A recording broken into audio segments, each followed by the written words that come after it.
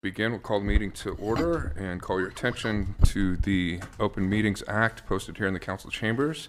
If you now please join me in rising for a moment of silence and the Pledge of Allegiance.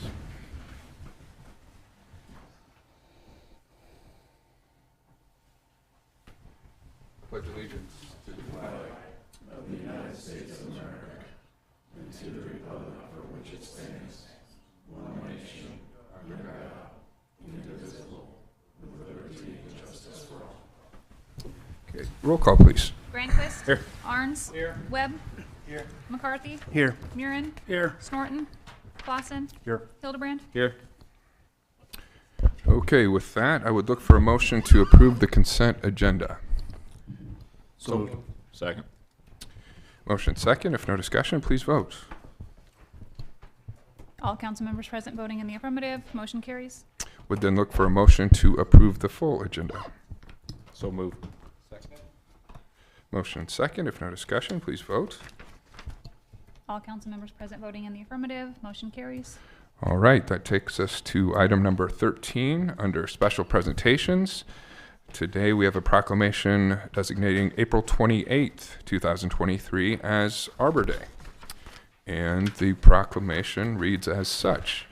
Whereas in 1872, J. Sterling Morton proposed to the Nebraska Board of Agriculture that a special day be set aside for the planting of trees. And whereas this holiday called Arbor Day was first observed with the planting of more than 1 million trees in Nebraska, and Arbor Day is now observed throughout the nation and the world. And trees can reduce the erosion of our precious topsoil by wind and water, lower our heating and cooling costs, moderate the temperature, clean the air, produce oxygen, and provide habitat for wildlife. And trees are a renewable resource, giving us paper, wood for our homes, fuel for our fires, and countless other wood products. And trees in our city increase property values, enhance the economic vitality of business areas, and beautify our community. And whereas trees, wherever they are planted, are a source of joy and spiritual renewal. Now, therefore, I, Josh Moaning, Mayor of the City of Norfolk, Nebraska, by the power vested in me, do hereby proclaim April 28th, 2023 as Arbor Day in the City of Norfolk and urge all citizens to celebrate Arbor Day by supporting efforts to protect trees and woodlands, planting and caring for trees to gladden the heart and promote the well-being of this and future generations, and participating in a tree planting opportunity on their property or in their neighborhood. All right, is there anyone here? I think we have a tree board member and our city arborist and our parks director to receive the proclamation.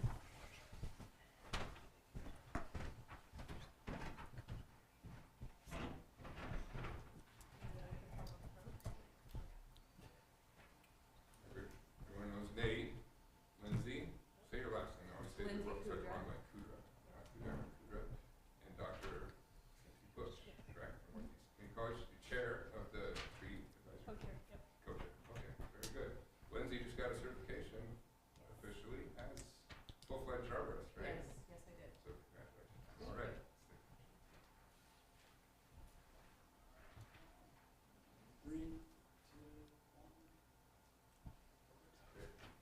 Just keep it.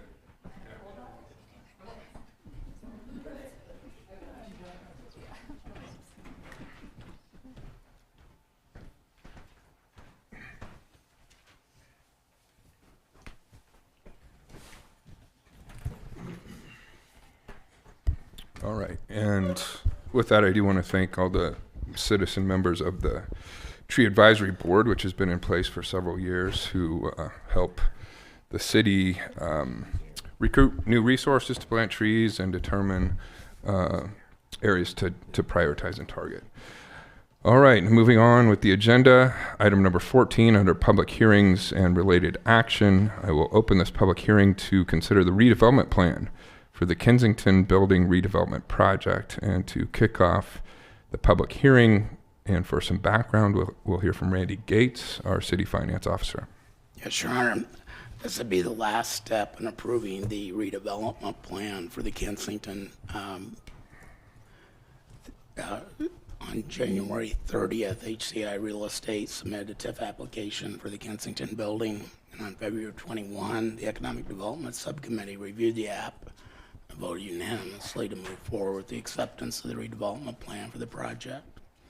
At the March 6th CDA meeting, the agency accepted the redevelopment plan for the project and forwarded it to the Planning Commission for review and recommendation.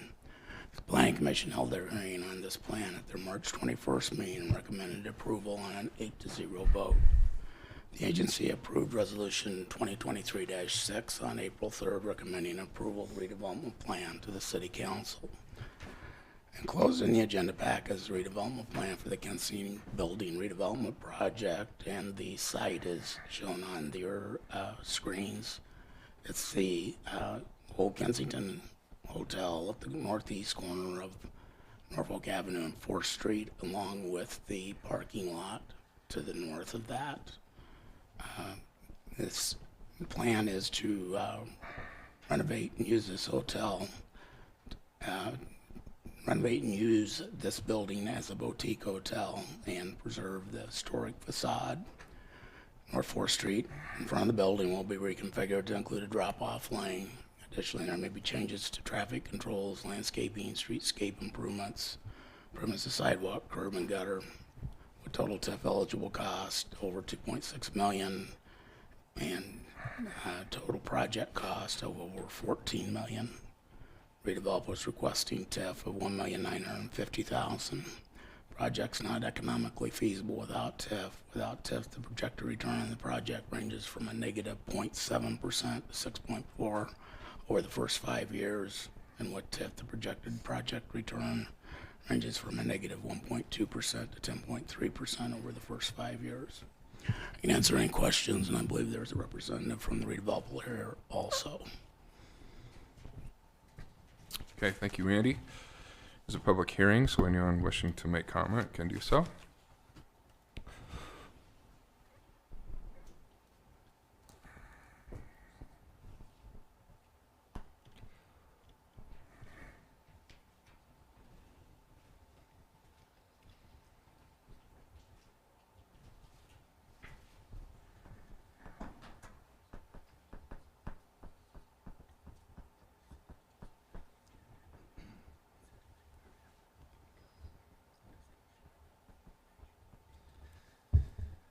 Good evening. Evening. Mayor, council members. Andrew Willis, 233 South 13th Street, Lincoln, Nebraska, on behalf of HCI Real Estate, the redevelopers. So, yeah, just to add a little bit more. So, this project really, what we're doing, we're taking the sale of the Kensington building, which is now vacant, renovating, rehabilitating the historic building, doing some historic preservation, and then turning it into a 62-room boutique hotel. Obviously, this fills a lot of the, kind of pieces of a redevelopment agreement. We've got downtown redevelopment, reuse of this building. Obviously, part of why the TIF is needed, in addition to just general costs being high, rehabilitating historic preservation costs a lot more money. And so that's a big part of this project. As laid out in the redevelopment plan, this really does fall nicely within the comprehensive plan. The future land use designation here is mixed use, which would include the hotel. Conforms to a lot of the goals of the comprehensive plan, strengthening the downtown district, encouraging the reuse and rehabilitation of existing downtown buildings, and then furthering the vibrancy of the downtown. Obviously, bringing a hotel in, the goal is to bring more people in, bring in a clientele and customers that generate revenue, but also for those additional businesses down there as well. It would include, as I mentioned, 62 rooms and then about 2,700 square feet meeting space, typical amenities for a hotel. And then this is Zone C2. We have no issues there, and I wanted to make sure I got to there's well over $2.5 million of eligible uses. As I mentioned, as we talked about, there's the acquisition of the cost, the rehabilitation, the additional cost just for the preservation historic building, the streetscape, including that drop-off lane that would have to be reconfigured at the street there, sidewalks, a lot of the curb and gutter improvements. So again, based on that, those costs are well above $2.5 million, but we're looking at the request is $1.95 million in TIF. We think that's what the project's going to generate based on other similar hotels. That's that similar type of hotel. From a, as you know, as you see in the redevelopment plan, it really kind of, as I mentioned, it really falls in line well. I guess a couple of things I'd mention. Total costs, about $14.5 million. I think that cost just keeps going up, so it's probably even more now. But that's what it was when we were looking at this. The plan would be to start construction later this year. It's going to be a little over a year construction period. So if we start late 2023, have it substantially complete by January 24 is the goal. There's a couple other. We've got the contract in place with the Housing Authority. Obviously, the contract for dealing with the parking lot has been before council already, and so those pieces are really falling in line. And so, as Randy mentioned, this is really the last. This is the last piece in the puzzle to make this work. So we're really excited about the project. I'm happy to answer any questions you have. Thank you. I'm not sure that I have any, but I do want to make comment again because this is one of the final steps in this formal process of TIF. Just to relay, this has been a long discussion. There's been a long runway to this project. I think it's a tremendous investment in downtown Norfolk that will help boost our tourism and economic development efforts in the community. So we're excited about it. Also, I think I can speak on behalf of the subcommittee that considered the TIF proposal because I was there. I would characterize everyone's sentiment with the application as very reasonable given the return on investment that project will bring the community. So anything else, council?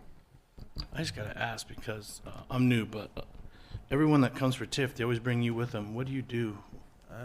There's a lot of TIF projects. So, I mean, what firm? What are you an I'm with engineer? Klein Williams. I'm out of Lincoln. Is that an attorney or Yeah, engineer? I'm an attorney. So I do a lot of land use and TIF work. So that's Okay. kind of a bulk of what I do. So Okay. hopefully you don't get tired of seeing me. Hopefully I keep coming back. Yep. Thank you for being here. Thank you. Is a public hearing. Anyone else wishing to make comment?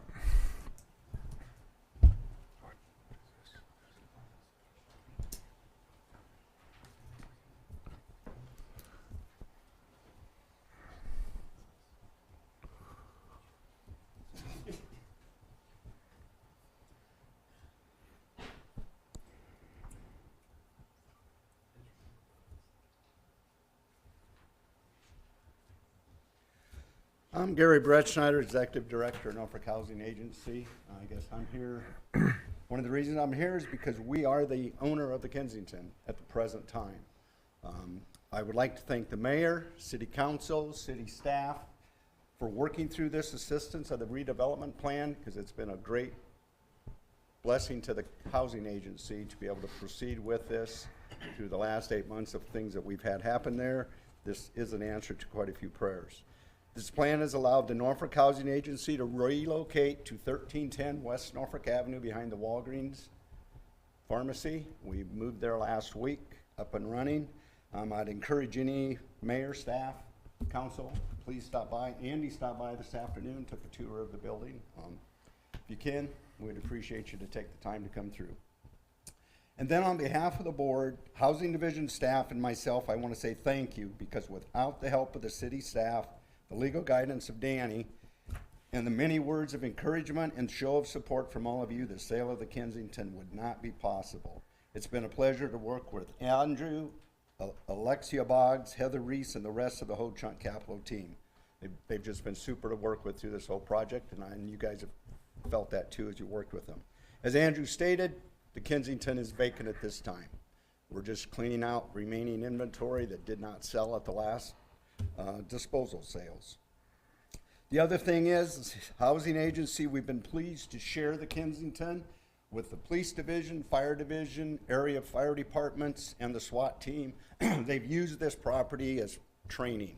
You know, they come in nights, days, and do all the different things that they can do that I've been told that they can't do in other buildings, and it's priceless to have a vacant building to go as the SWAT guys take shots at each other, so it's kind of cool. They invite us to go down with them, but Not with bullets, right? No bullets. pardon me? No bullets, no. They have bullets. Oh, I'm sorry, okay. they have- All right. We pick up empty cartridges. Renovation project might Right. be a little bit So- more. So what it's done, it's very priceless is what they've told us, to be able to go in there, turn the lights off, smoke the place up, and have a firefighter crawl through to try and find a dummy stuffed in a room somewhere. So they've been flying drones through the property at night or different times, and right now Hayter will be practicing. Their fire division will be there tonight working. We've conducted 4 disposal sales in the lobby of excess property. We are now doing a deep clean of the building and hauling off excess scrap, garbage, whatever's there. We anticipate that to be the next several weeks, and then hopefully the transfer, the whole chunk will be down the road in May or June sometime. During the disposal sales, I've fielded many questions from citizens that have come to the Kensington. A lot of them will come in and the first thing they say is, I'm not here to buy anything. I've lived in Norfolk all my life, and I've never been in the Kensington. And I think that's quite a few people could say that, unfortunately. So what we get a good feeling when they come in, we show them, tell some history, do a little bit about the building, and let them walk through what they can without getting in the way or anything. So to lead up a little bit, the 1922, the radio station WJG, in its infancy, installed a transmission tower on top of Hotel Norfolk. When they began their radio broadcast, it came off that hotel. So in 1927, the main studio of WJG moved from across the alley at the Daily News building to the mezzanine level at the Hotel Norfolk. The glass is still there where patrons could watch the broadcasts as they were conducted by early announcers such as Carl Steffen was one of the major ones that started the project, and he's a well-known name in Norfolk. So I've discussed with Jeffrey Steffen at Radio WJG, and their 100 years was last year. So we're scheduling a broadcast live remote from the mezzanine of the Kensington for April 26, 6 o'clock till 10 a.m., 6 a.m. to 10, with Billy Wolf conducting a live remote there at the time. I'd encourage any council member, mayor, anyone that could stop in and attend, that would be great. We're also opening up to the public through that time frame from 6 till 12, so they can come in, walk through the building, go up to the hotel rooms and see what it actually looked like as it is today. Not what it was before, but I mean what it is now. So we're offering that to them. We'll have several historic photos up. Items will be on display. WJG has items that they'll also be displaying. And we're also asking the public if they have anything they'd like to share with housing agency, Ho-Chunk, radio station, to bring pictures or anything that they would have that we could maybe share. Because Ho-Chunk is very excited to showcase the history of the 100 years of the Kensington building as they design, brand, and market the hotel project. The Norfolk Housing Agency, we're excited to have played an instrumental part as being a caretaker of that building for 25 years. And we've done a well job to be able to hand it off to the next people. We're truly excited to see Ho-Chunk come in and to see what they have in store for the Hotel Norfolk, as it will be called, in the next 100 years. So I will answer any questions if there are any.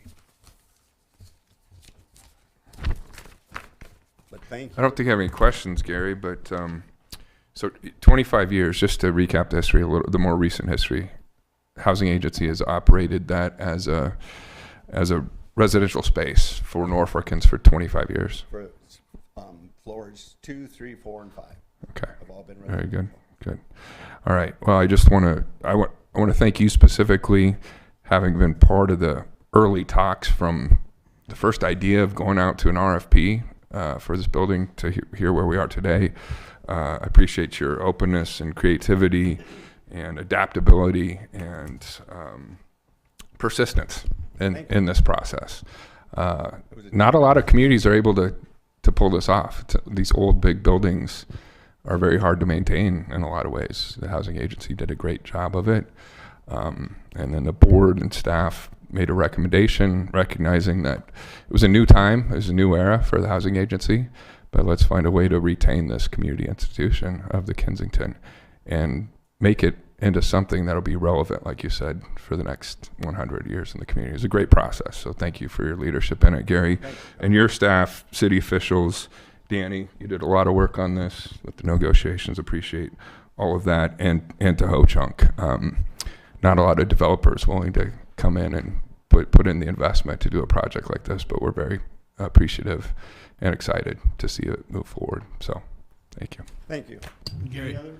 Gary, yeah. Yeah. Some people question the people that were living in the Kensington. Can you kind of give us those stories where they're at now? And Yeah, we had, I'm going to say 50 tenants when we first announced this, and a majority of them were searching, looking as we went through it.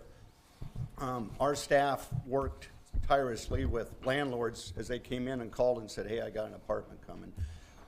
They all found, I'm going to call it a better place. They all loved the Kensington because it was like a home. But when they got into a new place and they find they have really hot water on a regular basis, and the breaker doesn't trip when the neighbor puts his toast in. I mean, there's a lot of things that place had that they loved as a place. But when they got into new places, I mean, they're across Norfolk, some are in Madison, Stanton, they moved to different communities. I've had numerous come back to me and say, hey, I know we were a little upset when this happened, but we're very happy that we are where we are, and what's going on is gonna go on. yeah. We think we did well by all of them. They all were treated fair.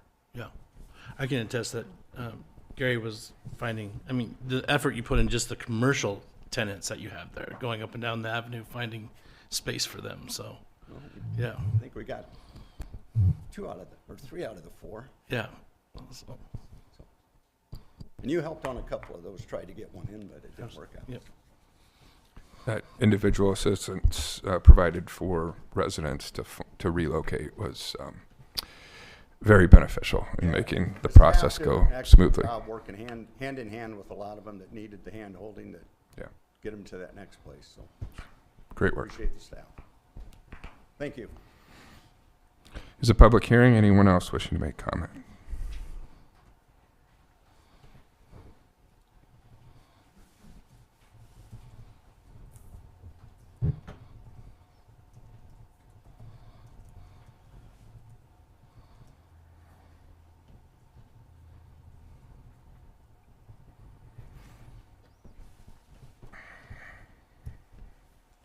Jim McKenzie.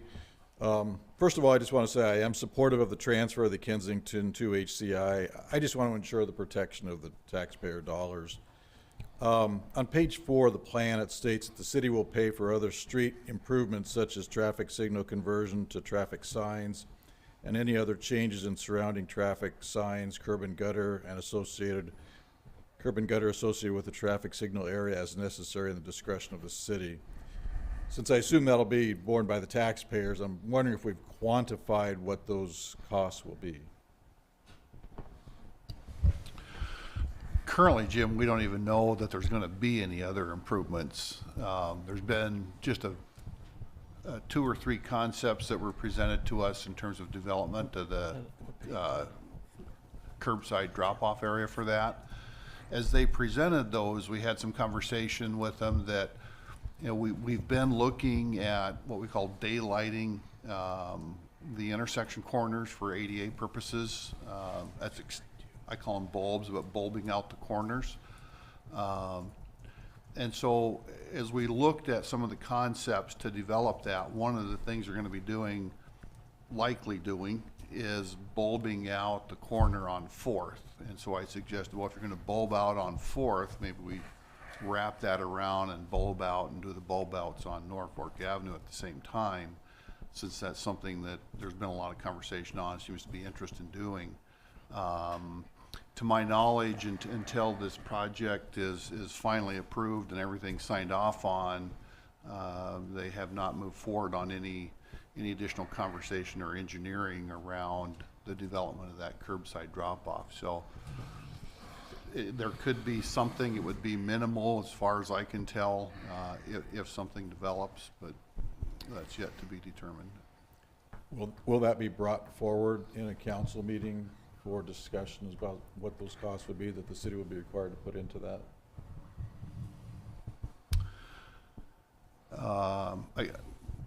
couldn't answer that. We could certainly bring any kind of concept like that in. Again, it might just depend on the scope and magnitude of those improvements, but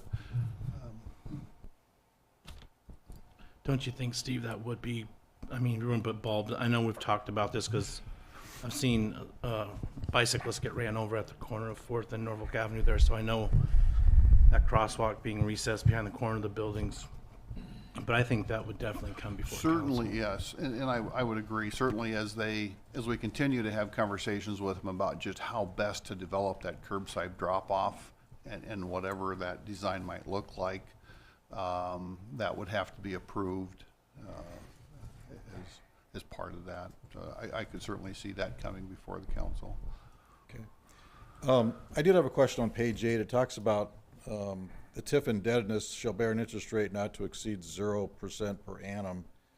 And I noticed on previous TIF bonds there was actual percentage. Is the developer going to hold the TIF bonds themselves, or how do you explain the 0% per annum? My understanding is they will be holding the TIP bonds themselves. Okay, all right, thank you. And then lastly, I've heard that there may be large quantities of asbestos in the building, and since it is a large downtown building, has an asbestos remediation plan been contemplated or developed for this renovation?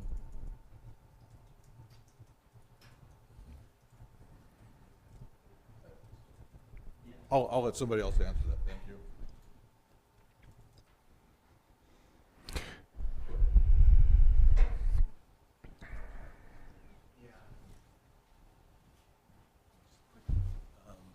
As far as a couple, yes to all those things. Yeah, design won't, as far as streetscape, obviously that won't occur until we got the project approved. That was kind of a key piece to make sure we're going forward, and then obviously everything would ultimately in that plan says the city's going to decide what it is. Second piece, correct, this would be held by Ho-Chunk and as part of their overall financing, and it made more sense for this specific project to use a 0% because they were looking at that internally. As far as the asbestos, yes, they've had it inspected. I'm not sure. It will be remediated in the way that needs to be done. I don't know exactly what that is, but it's been inspected, and then that's part of the renovation. Not unusual for Yeah. a building of that age. Yeah, right? exactly. So, correct, but and it will be handled as required under construction. Okay, thank you, Andrew. I did receive a call, I think it was 2 weeks ago, from Charles Schlomer in Environmental Services in Norfolk, asking for Old Chunk's information to submit to them to have it removed. So I know they've addressed that part of it. They've had inspectors in there taking a look. So Charles has made that contact. So I'm assuming that's all going to be addressed once they own property. They actually own it. So. Yeah. But they are correct. There is asbestos. Very good. Thank you. Anyone else wishing to make comment? Okay, hearing and seeing no one, we'll close the hearing and move on to item number 15. We'll look for a motion to consider resolution number 2023-18, approving the redevelopment plan for the Kensington Building redevelopment project. I'll offer for consideration of resolution number 2023-18. Second. Motion second. Any discussion, council, or further comments? Not sure that there's much more to say than already has been said, but again, very excited about this tremendous investment into Norfolk. With that, if no further discussion, please vote. All council members present voting in the affirmative. Resolution 2023-18 is adopted. But the car rate creeped up so far. Moves us to the regular agenda, item 16. We look for a motion to consider ordinance number 5831, amending section 8-28 of the official city code to add RR to the list of zoning districts where above-ground storage LPG tanks of 500 gallons or less can be located, and to allow LPG tanks of 1,000 gallons or less to be located in zoning districts A and RR on parcels of 10 acres or more. About shorter distance. We have a motion. Yeah, that's what's down. Like, well, we would have to approve that. Second. Motion second, and for opening discussion on this, we'll hear from our fire chief and fire marshal. Good evening. Good evening, Mayor and Council. This topic, as you know, the city code and ordinances are constantly being reevaluated, and things do change over times, and things need to be looked at. And something that popped up over the course of the past several months was brought to our attention is the code and the ordinance as it pertains to liquid propane and residential structures that are utilizing that as a primary source of fuel, and the size of those tanks in comparison to the parcels of land. So that's something that we've been taking a hard look at, brought it to subcommittee. Our Fire Marshal Sean Lindgren's done a ton of work, along with support from Danny and team, on bringing a proposed ordinance change to you all, and that's what we're here to do this evening. I'll turn it over to our Fire Marshal. Mayor and Council, Sean Lindgren, Fire Marshal, City of Norfolk. So just to, this ordinance that in front of you would amend the section of City Code 8-28. The main portion of the amendment would be at the later section, and that section number actually refers to an amendment that amends the International Fire Code that we have adopted here in the City of Norfolk, the 2018 version. So what that does is that section of our ordinance prohibits installation of above-ground liquid propane, but then it includes 500 gallons or less in A, C1, C3, I1, I2, I3, and then we would be adding RR. Conversations we've had for the last several months, like Chief Rogge said, and also with former Public Safety Director Scott Cordes. He was the fire marshal when this was enacted in 1997, and he did not, he was under the assumption that RR zoning wasn't included in our statutes at that time, or ordinances, and he said if it would have been, we would have included it in that 500 gallons. So we would be adding that to that. And then the next section that we would be adding an entire amendment to is addressing 1,000-gallon tanks within the city limits. Those would only be allowed, according to this, in ag and RR on properties that are 10 acres or more. We look at, the code looks at separation distances mainly, and then what the risk is to properties adjoining to those areas, and the sizes of that, and where those tanks are placed. And we feel it's reasonable to allow this. I do have some graphics if you're interested. What is on the screen right now is highlighted in yellow is the RR zoning districts. Now within the city limits, we only have 2 sections, and we're going to go to the next slide. One of them is at 27th, Highway 275 and 49th Street.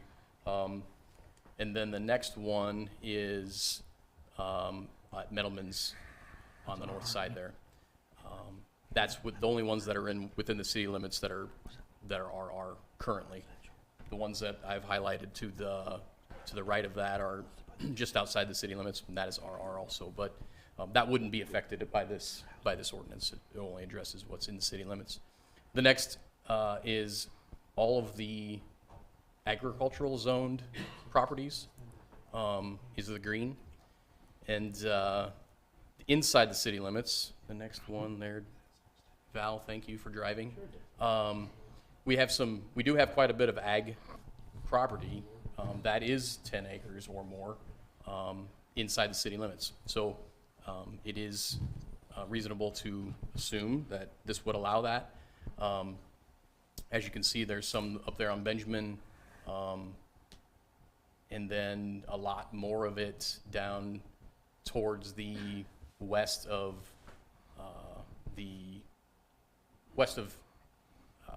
town, south of 275, within the city limits. Now, it should be said that all of the separation distances are built into the code with the International Fire Code and NFPA 58, which is the state-adopted code. Those match together, and all of those separation distances do not change. We don't change that. if you can have a 500-gallon tank in a spot, it has to be a certain distance away from a property line, and a certain distance away from a building, and a certain distance away from another tank, and all of those things. None of that changes. There's a table that explains those separation distances. 500-gallon tanks and 1,000-gallon tanks, single 1,000-gallon tanks, are considered the same distances. So there isn't any difference between a 500-gallon separation and a 1,000-gallon separation, unless there's multiple 1,000-gallon tanks together, and then it would change. But we don't typically have that. We have single tanks most of the time. We don't have ones that are sitting side by side to each other.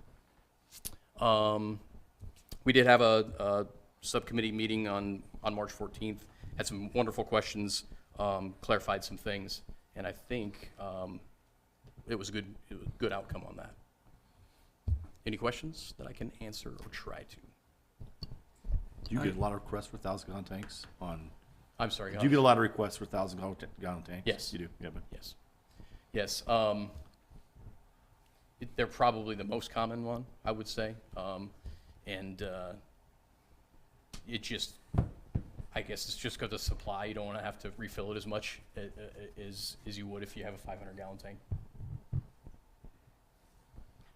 So this code does not apply to the ETJ, is that correct? This ordinance change does not apply to the ETJ. That's correct. This is only within the city limits.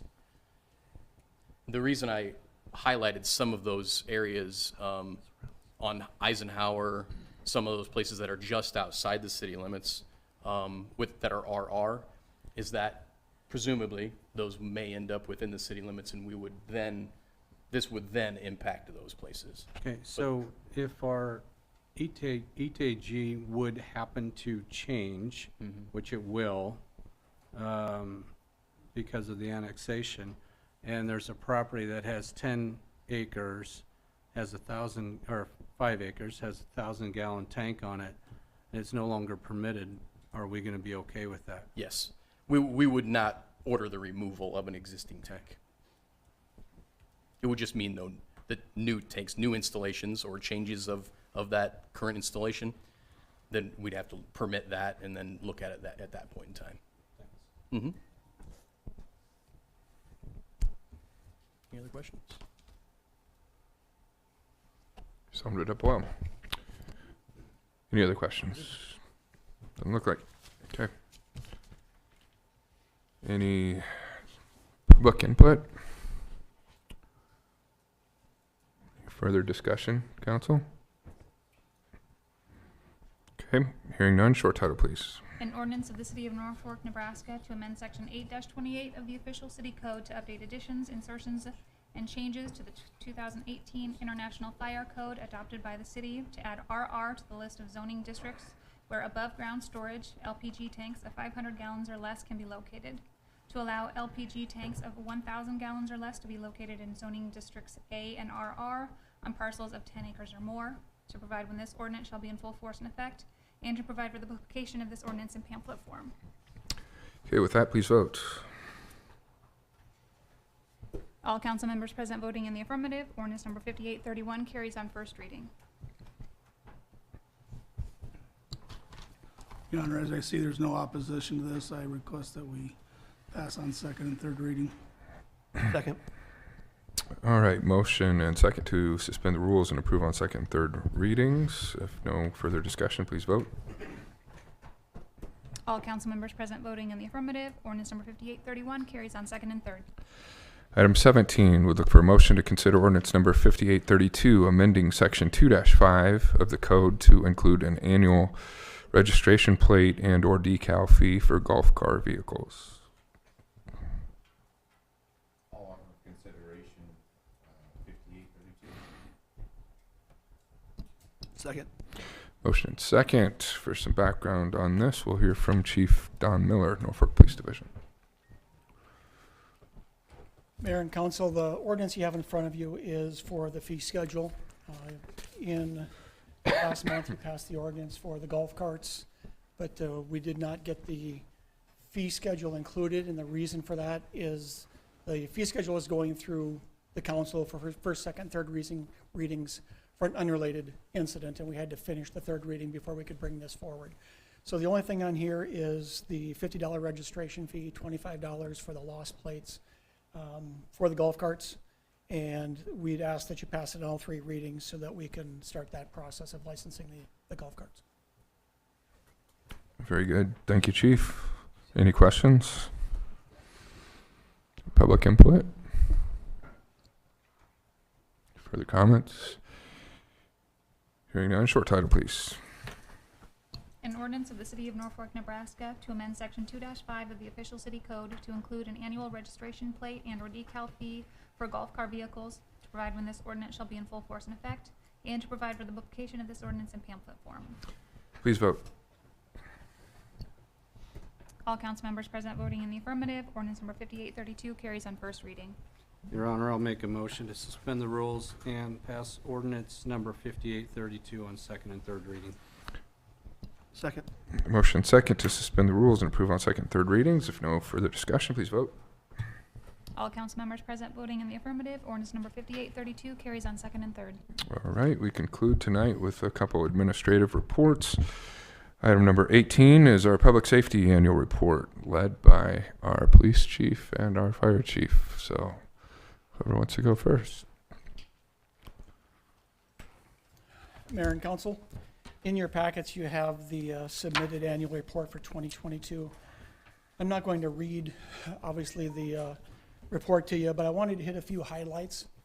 As you look at the police department, there's a lot of things that come into play. The 2 main things as far as the budget is concerned is we have 2 significant budgets, being the police department and the dispatch center. After we joined dispatch centers with Madison the year before, we had to separate out those budgets, so they're significant. And as you look at the graphs, not surprising, there's increases in both of those budgets. Just like everybody else, we have increases in utilities and equipment and all of the things that we need to run our police department that we buy. Our costs have gone up just like everybody else. Of course, the biggest piece of that is always personnel. As we look at our calls for service over last year, we break our calls down in a few different categories. One of them is criminal, and then we also further break them down between the calls that the calls that the citizen calls in to us and the self-initiated calls that the officers self-initiate.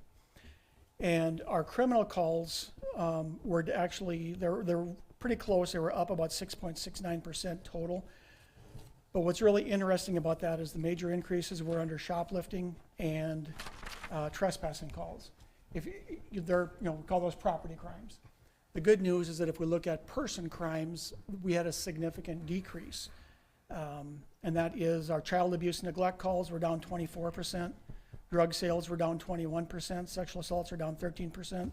So while it looks like there's a small percentage increase, that's on property crimes, not people crimes. And that's significant to us. Of course, we don't want any crime, but we really want to make sure that we're working with the personal crimes.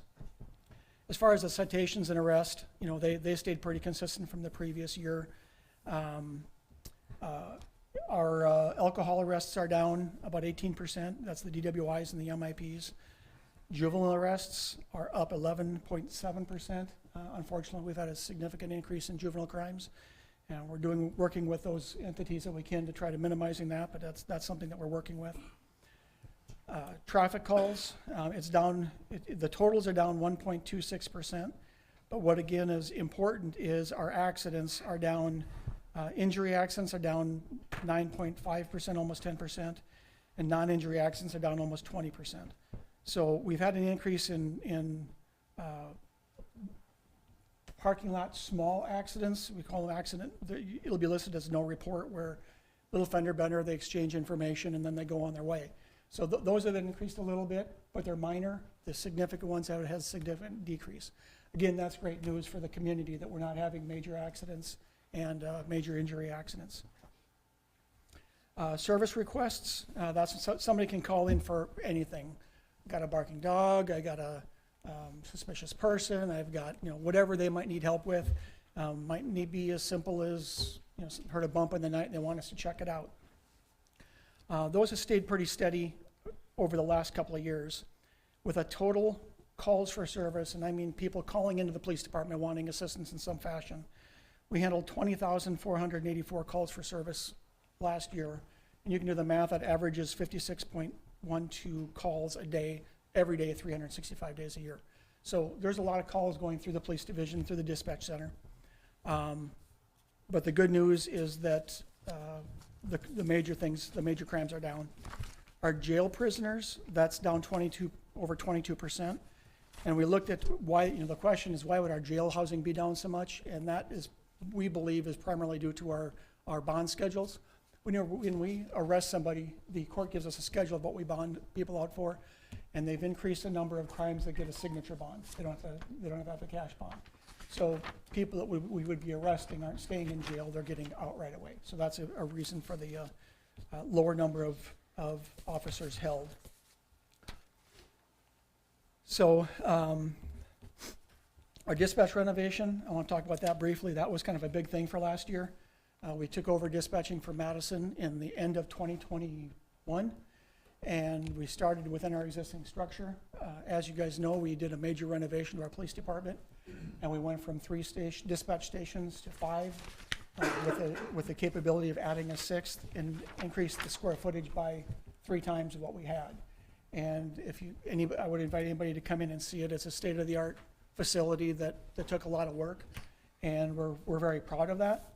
But not only the renovation, that also included adding 4 more dispatchers and promoting 1 more person for a second supervisor as part of the personnel process to manage all of that. Training is a big thing for law enforcement. We're required to have 32 hours a year for training. Just with our basic schedule, we easily double that, because we want to make sure people are highly trained, and that's what the community expects, and we want to make sure that they make good choices. And there's certain things that they're required to have, but a couple of highlights from the training that we had last year. We had a couple of dispatchers that became certified as certified trainers. We sent a couple investigators to phone forensics for doing phone forensic exams. Half of that was paid by an outside donations that I received. As of last year, we now have all of our police officers trained in CIT, critical incident training. And that has to do with people are having a mental health crisis, and they always say they want a CIT trained officer to work with them. Well, now every single one of our sworn officers is CIT trained, and that's significant. Because COVID is over, we've been able to increase our community outreach. We've been doing a lot more events at schools and daycares, and anybody who wants us to come talk to them will come. Our 2 biggest events are our bike rodeo every year and the National Night Out. And then as you go through we have 2 people in records, and it's surprising that only 2 people can handle the volume of information that goes through that center. And as we go through all that, we're always looking at, Norfolk, as we all know, is a thriving community. There's a lot of changes going on. There's a lot of good things happening. And it's our job to keep up with that. So as we're going forward, we're looking at what do those changes mean? What do we need to do to keep up with those challenges? Going forward in 2023, we're already looking at a lot of new changes. Big one is going to be a records management system that we've already talked about a few meetings ago. That's going to streamline our reporting process and save our officers time. We're looking at all of our processes, and there's a lot of other things that we're evaluating on if they're going to be a good choice for us to streamline and reduce the amount of time that the officers have to spend on calls so they can be out handling those calls for service. It's no surprise that recruiting is a challenge. We've been expanded all of our efforts in recruiting over the last couple of years. What we're spending, the colleges we're going to, the social media exposures, and we're in the same boat as every other agency in the country. And there's good people out there. Our job is to find those good people, and we found some, and we'll continue that effort in 2023 to make sure that we can fill those positions as best we can. We've got interviews tomorrow, and I have 1 graduating from the academy on Friday. So that's good things. So any questions? Otherwise, I'll turn it over to Don, what do you attribute the drop in crime to? What do you think drives that? I mean, that's awesome. Yeah. Of course, right? No, it's a combination. I mean, it's a matter of it is, partially the cops doing their job. It's partially the community's involvement, the community's interest in having a safe community. We can't investigate crimes if people don't tell us about them. Things happen and they go unnoticed, but if, we have a good relationship with our community, and we work really hard at, I talk to civic organizations every chance I can, and we do outreach as much as we can, and that involvement with the police department and the community, I think, is a big part of all of us taking that effort to make sure we have a safe community. That's awesome. I do have a question, kind of on your community service officer. Is that kind of full-time for that individual? It is. The CSO is a full-time position, and that's something that, it's one of the programs I'm looking at expanding, but I'm not ready to discuss the details of what that would look like yet. Okay, then I'll ask no further questions. Okay. I just thought perhaps that was an area that looked like, it seemed like there were an awful lot of calls that officer actually responded to, and is that one area that maybe that could be expanded and take a little off the actual? Absolutely, and that's what we've had a lot of preliminary conversations on what that would look like and how we can use a civilian staff person to take some of those calls that don't require a sworn officer. Right. And that would need to expand that, because the officer doesn't have enough time for all of that. But the duties that we would look at assigning to that CSO, community service officer, would be significant. And that's a big thing that we're looking at, hopefully yet this year. Thank you. It's a good line of questioning. I'm glad that got brought up, because I think that's very smart and strategic in terms of, reading about police divisions across the country, considering these type of reforms that train up civilians to do some of the work that is otherwise consuming sworn officers' time that doesn't necessarily have to be the case. Maybe reporting to minor accidents, things like traffic accidents, things like that. So that's a great reform. I'll hold other comments till after fire's done, but do we have anything else for Chief Miller? I don't know that I really have a comment. I guess my comment is I enjoyed reading the reports. Fire, obviously you guys are coming up next, but fire and police. So I guess the question is, are these going to be on our website for people to review also? Do you know? Chief, you might not know, but I know our annual reports and stuff are on and there's no reason they can't be. Sure. So if they're not, we'll make sure that they are, I would think. I thought it was interesting. Let me go back down to it. I'll get the number completely wrong, but you have the drop box for pills in the front lobby, if I remember right. Yes. And it was over 200 pounds. Here it is. 207 pounds of prescription medication turned in just off of people just doing it, right? Which is excellent. Right. But And that we've had years where that number was significantly higher than that. Yeah. That ebbs and flows as well. Sure. But yeah, that's been a great thing that we do. I think it's a good thing to point out that it's there so people can take them in there. Yep. Keeps them out of the house or away from children. And that's a great idea, Councilman, making sure those reports are accessible on the website. So Nick's nodding his head. We'll make sure that gets done. Anything else for Chief Miller? All right. Thank you, Chief. Yeah. I'll stand by for any other questions. Chief Froggy. All right. Well, Mayor and Council, it's an enjoyable experience for me to get here and stand before you and talk about our division. I want to make sure I don't forget to mention Chief Miller's staff and the help they provide for us throughout the year. It's oftentimes that they get to a scene ahead of us and provide life-saving intervention that helps us a lot. So law enforcement folks across the country, it's a tough go for them, and we're very grateful for them and their support. So I just want to make sure I mention that. Another busy year. The year was full of records. From a call perspective, we ran 3,190 calls this past year, as opposed to 2,992 the year before. As of this morning, we were about 50 calls ahead of last year's pace. So the calls for service just continue to rise, and the team just continues to stand up to the challenge. Roughly 85 to 87% of those calls are medical calls, which is not uncommon across the country. From staffing changes, We saw some folks leave us this year, a couple real key members that have been here a long, long time. We lost John Koba, our health official, and longtime Fire Marshal Terry Zwiebel. Those two did great things for the city for a long, long time. And we definitely miss them. When one door closes, another one opens, and we had Sean Lindgren and Adam Smith step into those two roles respectively, and I could not be happier with their progression. They got to spend some time alongside John and Terry as they were finishing up their duties, and Adam and Sean were starting theirs, and I think you saw firsthand what Sean's capable of tonight.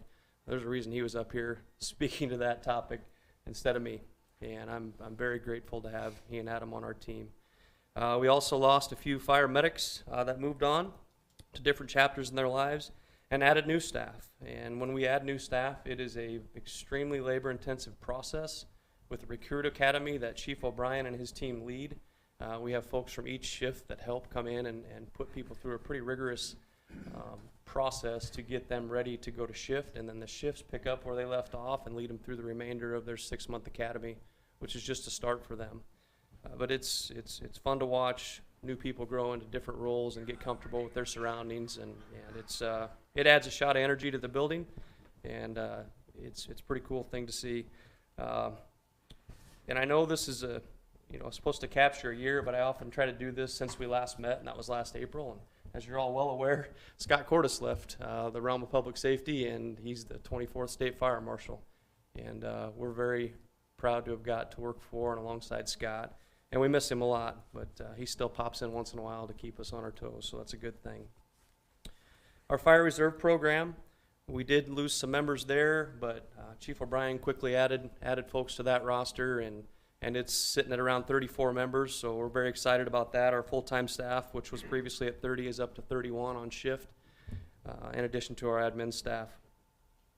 As far as our emergency management goes, Region 11 Emergency Manager Bobby Reiser has been very busy. Faith alongside her, they've been doing a lot to stay in the game when it comes to grant writing and networking throughout Pierce, Antelope, and Madison County, doing tabletops. Active threats been a big topic this year that Chief Miller and Captain Ryman have been helping, and Sergeant Frank. They've been doing a great job helping us with those things and helping us better understand society as a whole and what's going on and what the risks are for us and training us how to handle those. Fire prevention. Our fire marshal, Sean, and our fire inspectors. We have a fire inspector, a third line officer on each shift, and they are stationed permanently at Station 2, so they spend a lot of time with Sean, getting mentored, and Terry before Sean, and they're out in the community, whether it's doing fire inspections or setting up company pre-plans. If you see all of our vehicles at one spot in the community and the lights aren't on, that means we're just there doing a familiarization tour. Some folks get pretty anxious when they see that, but we're actually just out there trying to figure out what the insides of those buildings would look like. If they're under construction, what kind of hazards are we presented with? Should we go on an emergency there? And it's been a good program for us, and we're really excited that we're not under the same restrictions we were during the pandemic. Our contacts last year, as opposed to the year before, grew by 1,000 people as far as how many people we contacted in the realm of public education, and that's a big deal for us. It's a big deal to get into the schools, talk to the kids about fire safety, have them come down and tour the fire station with their parents and teachers. That's very important to us, and we're excited to be able to do that at a more normal level. Had a successful open house in October at the training tower that we had a lot of division, a lot of staff pull through and help put that on. I'm very proud of their efforts. Notable happenings for us throughout the year. Our longtime medical director and continued medical director, Dr. Serber, received a Distinguished Alumni Award at Northeast Community College, and a lot of us got to attend and observe that, and that was a pretty cool thing. Dr. Serber's done more than most will ever know or understand in this community, and he continues to do it. He was just down at the station the other day. I sat on an advisory board committee meeting with him this week at Northeast, and he's still doing it, and it's very admirable, and we're very grateful. We put another ambulance in service, a new ambulance. We're at 3 out of 4 now with 4-wheel drive. The next one will get us to all 4-wheel drive, which is pretty exciting here in Northeast Nebraska to have that ability. Some unique training opportunities we had. We had staff attend a structural collapse class in Sioux Falls. We've continued with our Swiftwater program. We've continued to evolve the drone response capabilities. We have part-time and full-time staff that participate on that team. We did some rope rescue training with the new Corps Steel Quick Response Team, and Chief O'Brien has worked hand in hand with the Nebraska State Fire Marshal's Office Training Division to bring a variety of trainings to Norfolk. And you have all helped with a budget process that's allowed us to buy equipment to parallel those trainings so that we're ready.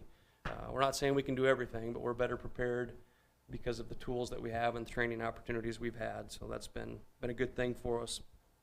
Spent a little time, as you probably saw in our annual report, some photos of some of our team out working at the training tower within the buildings. Spent some time doing some various projects with various contractors on site, and then a lot of our staff too, rolling up their sleeves and doing some things that maybe were in the fine print of the job description when we hired them. But they're running drills and helping with roof repairs and things that go a long ways in saving the taxpayers' money, and I'm darn proud of them for the way things look and the help they provide to do that both on and off duty. As Chief Miller mentioned, we're trying to do the same thing they are, get into schools through career fairs and try to get the word out there, because numbers aren't like they were in the fire service either when it comes to hiring, and we're having to change our approach a little bit as far as how we go about things. Find good people, as Chief Miller said, bring them in and we'll get you trained up. Certificates are important, but not always the everything. So we're doing a lot of the same things that Chief Miller mentioned. Other than that, I guess I just want to take an opportunity to thank each of you, Mayor and Council, administration staff, our rural board, and honestly all the other divisions in the city for all the help we get from them throughout the year. We cross paths with every division in the city at some point in time, whether it's the Parks Department who came out and helped us put together some lawn care plan, and Lindsay helping us pick a tree so we don't select something that's going to be in the power lines in 2 years. The street department helping us, the water department. Although if we have to call the water department, we probably broke something, so we try not to bother them. But honestly, we get a ton of support from all the divisions within the city, and I'm pretty thankful. And our staff, they're as good as it gets. I would pin them up against anybody across the country, and they drive that building. Not me, not Chief O'Brien, not our fire marshal. They are phenomenal at what they do. They put in a ton of work, and they have families that respond well to the mission and know what it takes to be successful. And I'm just very thankful to be a part of it. So appreciate your support. And with that, I would take any questions you might have for me. I do have a question. Rescue calls, can you kind of describe what's a rescue call? Sure. What's involved in? That'd be our ambulance calls. That'd be our EMS, emergency medical calls. So anything from a person fell and needs help getting up to a cardiac arrest in progress, those are all captured under our reporting as emergency medical calls that an ambulance responded to. And have you been able to add any staff in the last year or two? So 30 was what we had historically been at. We had been at 10 per shift. We were, well, dating way back, we were at 6, then 8, then 9, then 10. So we're most recently at 10. But what we did with approval from council is we asked to be able to go one above normal. So right now we are at that one above at 31. So one shift is running at 11 as opposed to 10. And the thought process there is if we do lose somebody unexpectedly, we can rotate an individual in to keep a shift full and then try to run one heavy beyond there, because it does take time. We had folks leave right on the heels of putting new hires through a recruit academy, so it meant that Chief O'Brien and his team were finishing one recruit academy and then starting another over and over, and it's taking away from all the other things that I know they have to do. So we've been fortunate to stay fully staffed +1. Yeah, and that's good news, because looking at your chart from 2020 to 2022, your rescue calls went up about 21%. So that's a significant jump.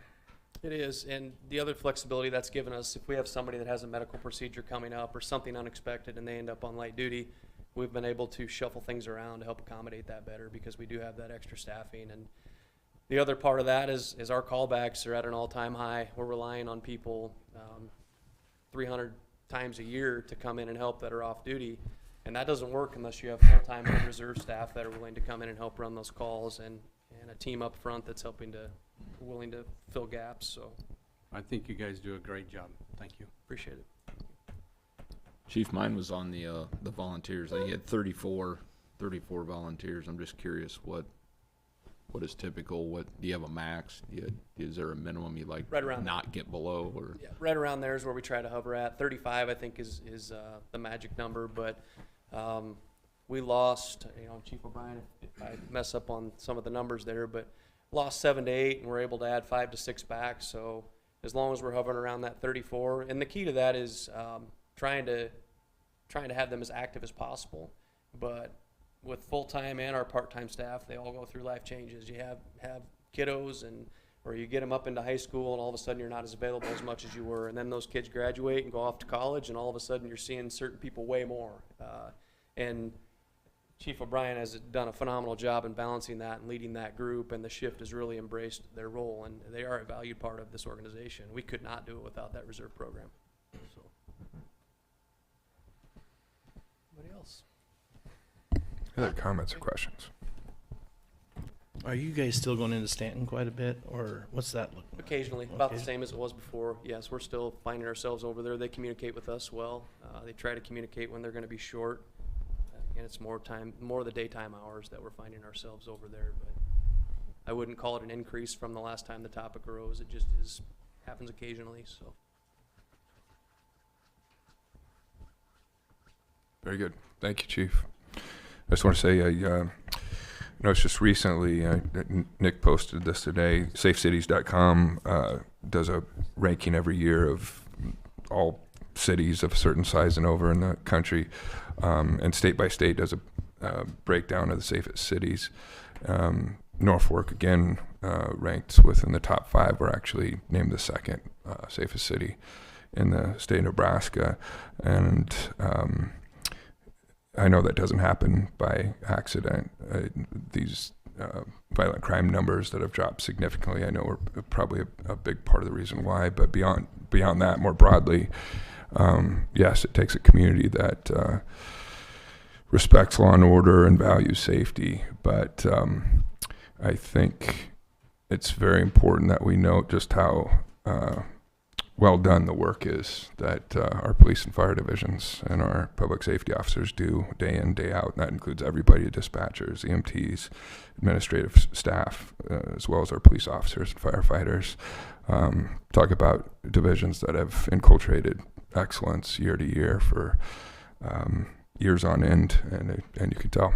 And we appreciate your high level of dedication and service to Norfolkans, and doing it all with utmost in professionalism and dignity in how you carry yourselves. So thank you, gentlemen.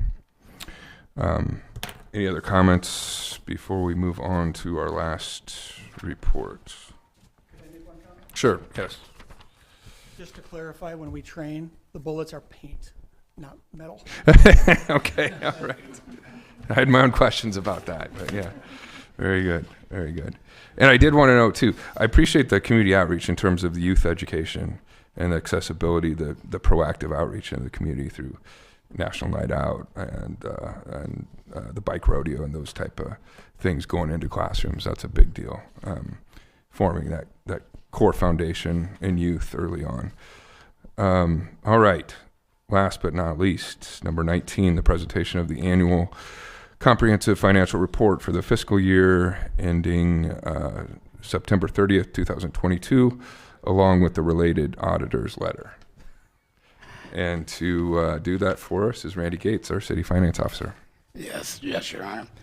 I think probably the best place to get a good overview of the city's finances and kind of a snapshot is the citywide financial statements. They are on pages 174 and 175 of the agenda packets. These statements are prepared on a full accrual basis of accounting, similar to how most businesses prepare their financial statements. The first statement on page 174 is a statement of net position. This is similar to what a business would call a balance sheet. It's broken down between governmental activities and business type activities and shows totals for both the current year and the prior year. The business type activities are the city's proprietary funds, the water, sewer, solid waste, stormwater utility. These funds, you expect revenues to cover expenses. The other funds are called the governmental funds, and this is the traditional governmental services where, although they may have revenues, program revenues, they're not expected to cover their expenses. These are things like police, fire, parks, street, library. Some of the bigger changes you'll note on the balance sheet, I'll just refer to it as balance sheet since that's the term most people are familiar with, are changes in our bonds payable. Our general obligation bonds increased by over 18.4 million, went from about 6.8 million last year to 25.2 million this year. The combined utilities bonds increased also, primarily due to the $5 million of bonds issued for the transfer station master plan improvements. The big increase in the GO bonds was due to the CHAF bonds. We issued those primarily for Benjamin Avenue improvements, but they also include improvements on First Street, particularly the bridge in relation to the Riverfront and Johnson's Park project, Michigan Avenue improvements, improvements on 8th Street. A large portion of the increase in cash that you'll note on these statements is due to the unspent proceeds of these bonds. There was about 17 million of the CHAP bonds that weren't spent at year end, and about 1.4 million of the utility bonds that weren't spent at year end. The remaining portion of 3.3 million of the CHAP bonds and about 3.7 million of the revenue bonds are in construction in progress. As that accounts for that big increase in capital assets not being depreciated. It went from about 21 million to 33 million this year. We implemented GASB 87 this year. You may have noticed that is talked about in the various audit reports and also in the management discussion and analysis. GASB 87 changed the way leases are accounted for. There used to be really two different kinds of leases that you account for: operating leases and capital leases. Capital leases were where you were, in essence, buying the asset, even though it was structured as a lease. And the capital leases were treated as the issuance of debt or liability and the purchase of an asset. Under GASB 87, they've taken that approach for all leases that are longer than a year, that have future lease payments that can be determined. And that's on both the side where the city's leasing assets to someone else and on the side where the city is leasing assets to someone else. Well, we're leasing an asset to someone else. The present value of those lease payments is shown as a lease receivable, and it's discounted at an interest rate that the city would be expected to be paying on a similar liability. And this year we've booked lease receivables, and this is the first year we've had that criteria, and we've got about $930,000 of lease receivables booked. That's about a third of the way down in the asset section, and compared to nothing in the prior year because of the implementation of GASB 34. Most of those are in the business type activities, and most of that is the leases we have on the communications tower. On the other side, we're also leasing assets, although not the dollar amount of those isn't near as big, and that would show as a liability on the financial statements. You'll see that down in the non-current liability section shows that we've got about $36,000 of those types of leases. Like I say, we don't have too many of those.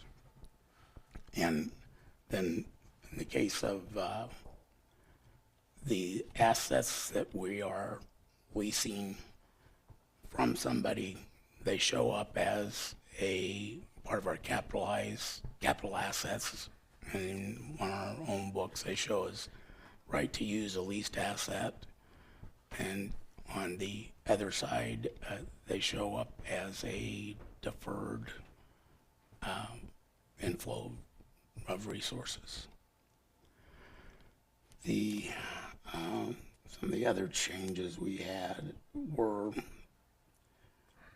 well, there's a new item showing on the financial statements.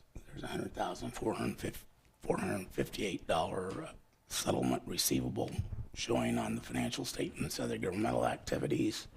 That's the opioid settlements that we entered into last year.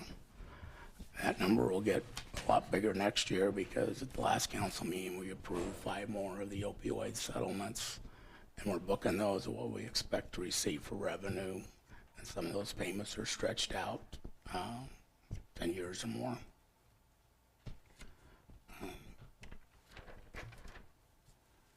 City's operating statements are the next statement.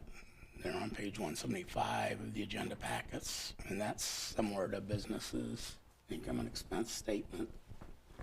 Some of the bigger changes you'll notice from last year are public safety, which increases net public safety expenditures, increase almost 2.4 million, going from about 8.4 million last year to 10.8 million this year.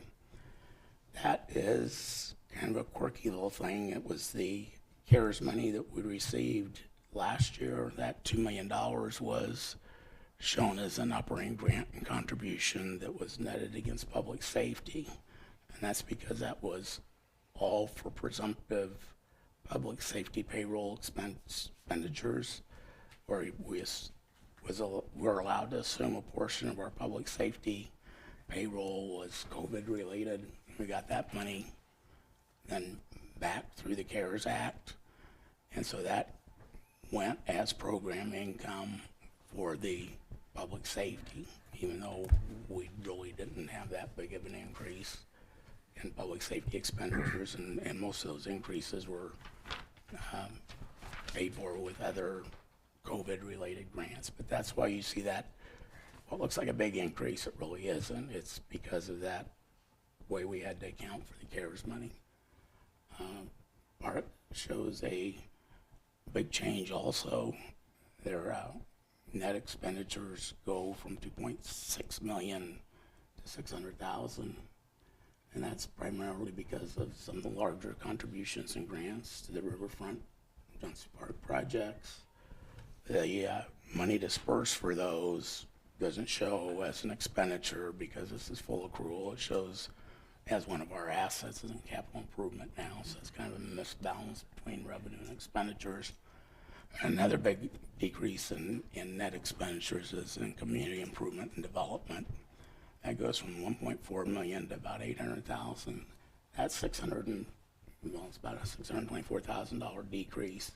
Is because of the $625,000 in the prior year that was paid to the YMCA for our commitment to the improvements to the Y and expansion of the Y.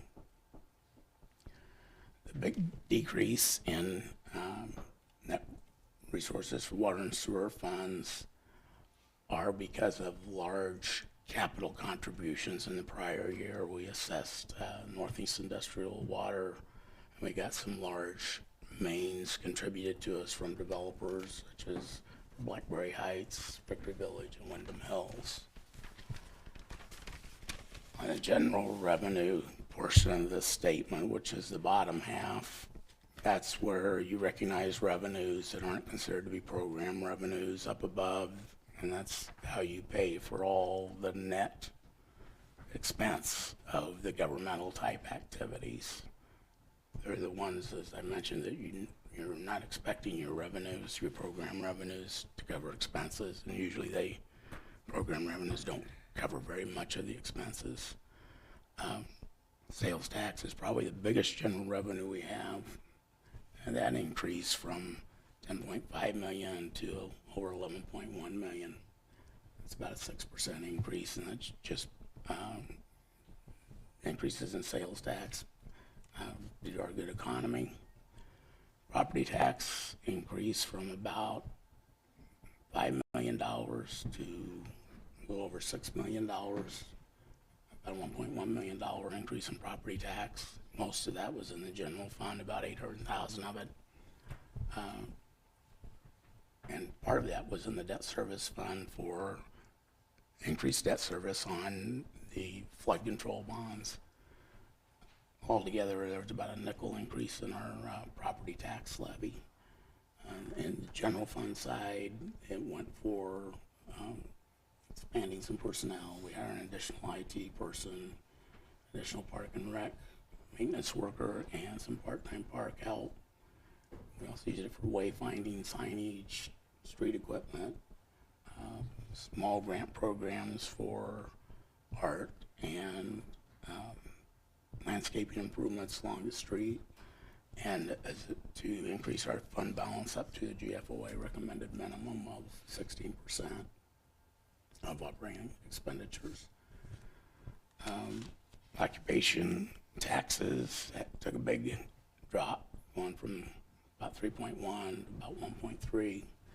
That $1.8 million decrease is due to paying off the $16.4 million original issue of recreation bonds. They did memorial fields improvements to Zazuka, and that was paid for with a 4% food and beverage tax, or 4% lodging tax and 2% food and beverage tax. When those bonds were paid off, we ceased collection of that occupation tax. That was in November of 21. The $1.3 million increase you'll see in general intergovernmental revenues unrestricted. That is due to expenditure of ARPA money. We recognize the revenue as we disperse those funds, and $1 million was for the river project. We had about $217,000 we used to buy the annex portion of the Elkhorn Rural Public Power District system, and a little bit went to the about $15,000 to the Puma contract with the consultant for downtown. The audit reports in the agenda packet are all clean reports. You may have noticed an unusual name on those audit reports. BKD was who we had contracted with a couple years ago to do the city's audits, and that's the name you would have seen on last year's audit reports. BKD merged with Dixon Hughes Goodman on June 1st of 2022, and they created a new firm, which is now the 8th largest firm in the country, CPA firm in the country, and they took on the name of Forbes. So you'll see the audit reports and these financial statements all have Forbes on them instead of BKD. Forbes' opinion on the financial statements is a clean opinion stating that our financial statements are in compliance with generally accepted accounting principles. The single audit section starts on page 267 of the agenda packets. And on page 268 is a schedule of expenditure of federal funds. We spent $2,285,000 approximately of federal funds in the last fiscal year.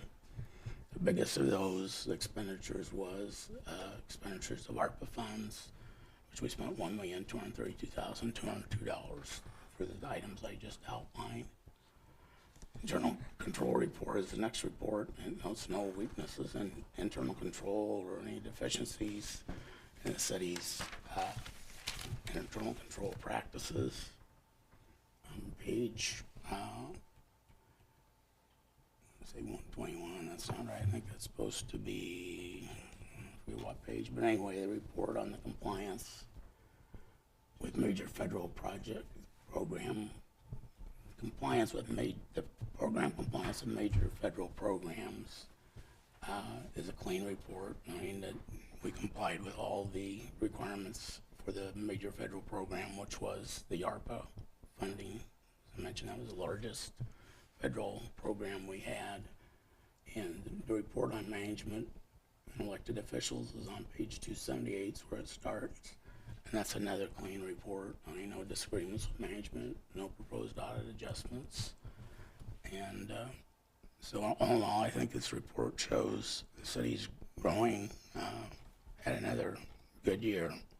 And our financial statements are in compliance with GAAP, and our internal controls are good. I'd answer any questions. Right. Thank you, Randy. Any questions? I ask every year if you'll repeat it, but no.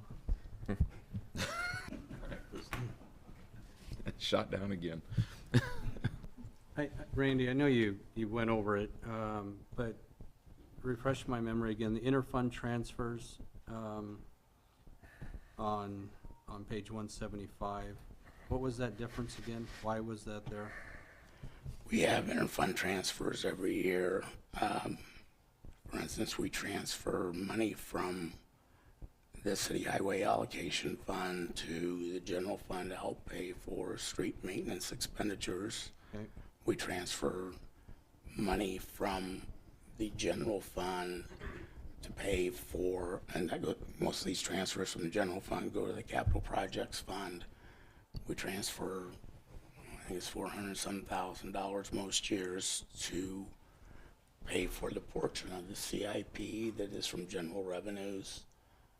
We try to keep that fairly constant and increase with inflation, but you'll have big swings in general assets being purchased from general revenues.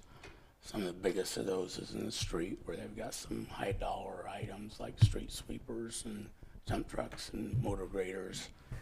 And so that money gets transferred out of there. The Keno money that's going for park is, you see it in the general fund, is transferred to the capital projects fund. And then the council priority dollars that aren't being used for something other than capital, now it's pretty much all being used for unspecified council priorities. Most of the time that's capital, and we get that out of the general fund, transfer that over to the capital projects fund where we account for it. So those are mainly what you see in the transfers line item. The transfers between the governmental and business type activities is what these transfers are, and those are, I'm trying to think exactly what those transfers are. We have those every year, and they of course zero out. Your transfers in should equal your transfers out. I believe that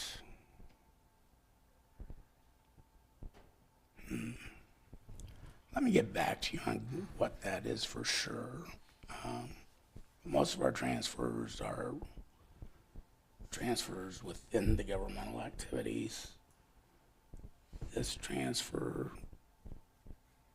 between the business type activities and governmental activities, say I'm drawing a blank on what that is right now.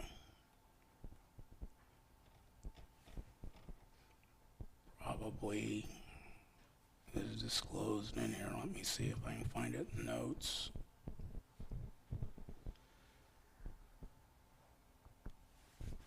I think the councilman would probably accept it in a report to be delivered later. Yes? Yep. Yeah. You've given us a lot of information, Randy. Any other questions? Or comment? I would note, again, in the vein of divisions being recognized for their high level of service, the Government Finance Officers Association earlier this year once again awarded our city finance team the achievement for excellence in financial reporting based on financial reporting practices, thoroughness of auditing, and transparency. So we certainly appreciate, Randy, your leadership in that regard for so many years within the city, and your training up of staff that helps you year in and year out put out an accurate and responsible and prudent budget. So I think this financial report reflects significant level of community growth, investment in the future, strong financial standing based on prudent budgeting, and a lot of that has to do with the decisions made by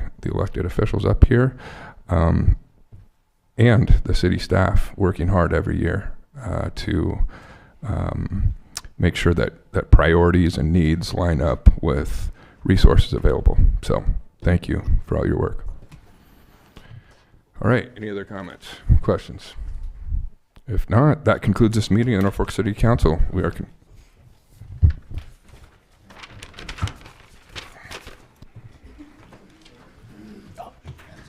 I didn't try.